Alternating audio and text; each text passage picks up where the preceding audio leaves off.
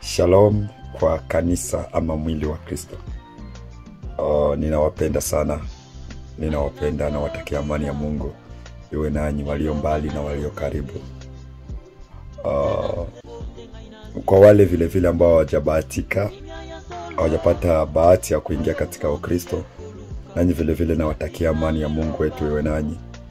Na mkaribie, mlango ungali wazi katika maisha haya mazuri ya Ukristo, maisha ya raha na amani vile vile.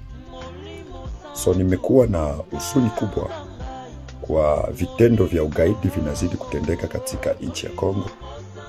Watu kuuawa, damu kumwangika isiyo na hatia, na ni vitu ambavyo havinipatie furaha. Kwa upande wa mwili wa Kristo haitupatie samani.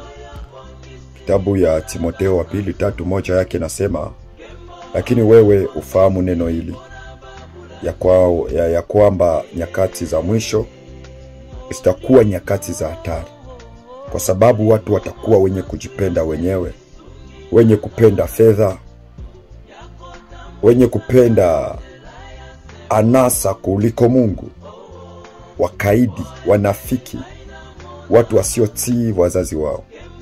Na hii wakati imekuwa vigumu. Umeona watu tu wanainuka, wanafanya vita kwa ajili ya faida zao za kibinafsi, ama egoism, mainteret egoist, ndio inatuma wanainuka, wanauana mchana na usiku. Na huko imekuwa alama ya siku za mwisho, kuona watu wanaheshimu mali, ama wako napigania madaraka kuliko hata kuona samani ya uzima ya wengine. Ile ni kitu ya kwanza inaonesha kwamba watu wamekuwa wenye kujipenda wenye kupenda fedha. Wengine kwa ajili ya fedha wanaanza uwana. Nasikia watu wanachukua silaha, wanaingilia ndugu zao, wanalomba pesa, kama hakuna pesa wanawapiga. Hiyo haiko kitu ya busara kwetu. Hatutaki hiyo kwa maisha yetu ya Ukristo. Hiyo si jambo rahisi na si jambo njema tena vile vile. Lakini vile vile watu watakuwa wenye kujipenda wenyewe. Wasio tii wazazi wao, wakaidi, watu wabaya kiasi kikubwa. Na siku hizi tumeona kwamba ukaidi unaendelea kuonekana.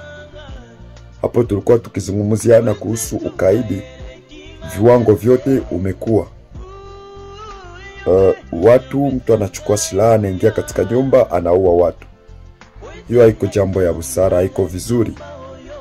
Pamoja na shida ambayo tunapitia, ilikuwa muda ya kuchukua, kila mtu anachukua mwenzake, tunaishi maisha ya kupendana. Kila mtu anaona mwenzake bora kuliko yeye. Lakini wewe hautumiki, haujawahi kufanya kazi, unachukua tu silaha, unaenda ingia nyumba ya ndugu yako na unamaliza maisha yake. Haiko vizuri. Sisi kama Wakristo tutaki yale mambo ambayo mko nafanya, hatuyataki. Kuua watu kiolela, sisi hatutaki hiyo. Hatutaki hiyo. Hakuna mtu ambaye tunaweza penda auawe. Hakuna yule mtu ambaye tunataka ama tunaweza souhaiter bamu. Hakuna. Hata mwizi atuencourage ile mauaji mko nafanya. Hakuna sheria ambayo inaruhusu watu kuuana vile, kuchukua moto, kuchoma mtu. Hapana, hiyo haiko dignity, amen. Haiko maisha ya Kikristo. Sisi kama Wakristo, Mungu ametukataza hiyo. Maandiko yametuambia katika amri za Mungu, katika Kutoka hiyo 20 yake, ukianza 4 ukifika pale ku 7:14, inasema usiue. Yaani usiue. Wewe Mkristo usishirikiane na wakaidi kwa kumwanga damu ya wengine. Usiungane na hao watu kwa kumwanga damu ya wengine. Kiasi kenye watu wanatoka viwango vya kuua, wanaanza chomana. Kiasi wakishamaliza kuchoma watu, wanaanza kula nyama ya mtu. Hiyo ni hiyo tabia imetoka wapi? Je, hiyo tabia imetoka wapi? Angalao si wa Kristo, lakini hiyo tabia ya kinyama inaweza kuwa imetokea wapi? Ni jambo la kujiuliza. kwa sababu sielewe inaweza kuwa nini na motive mtu kuchukua nyama ya mwingine unaanza ikula. Njoo hautasikiaka tena njala, wala ule mnakula nyama yake pe importe ni mwizi. So nakula nyama ya mwizi, njoo inatuma wizi taisha. Njoo Yesu matamaliza wizi. Sisi hatutaki hiyo mambo ya kuenda nafanya ukaidi wa namna hiyo, hatutaki. Na nyie ambao mmechukua silaha, mshindwe kabisa, mshindwe na mshindikani.